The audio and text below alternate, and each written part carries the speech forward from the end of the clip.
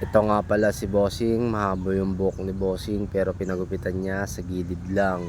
Linis lang at ayan, tapos na agad, naka-line up na rin, malinis na lahat. Ang tawag pala sa kanyang gupit ay man bun. Ayan, para sa mahaba niyang buhok. At sinunod ko naman yung kasama ni Boss, ito number 6 clipper guard ang ginawa kong gupit sa kanya. Ayan, tapos na agad, naka-taper, naka-line up, tapos na agad, malinis na lahat. Press ko na ulit at ito na siya.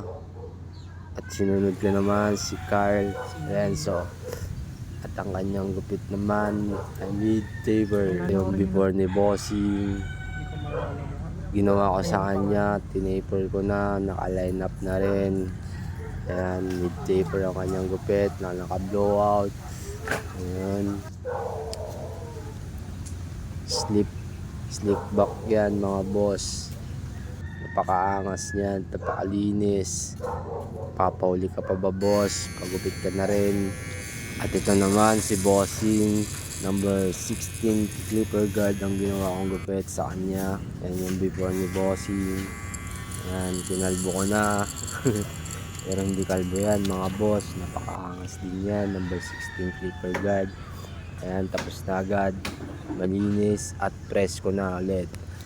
Alos tagal din nagpagupit sa akin ni Bossing yan.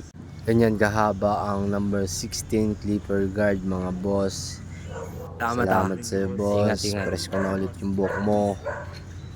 Ayan, uwi na siya. Taga-Pindangan pa si Bossing. Ayan, may nagpagawa nga palang hair art tattoo sa likod.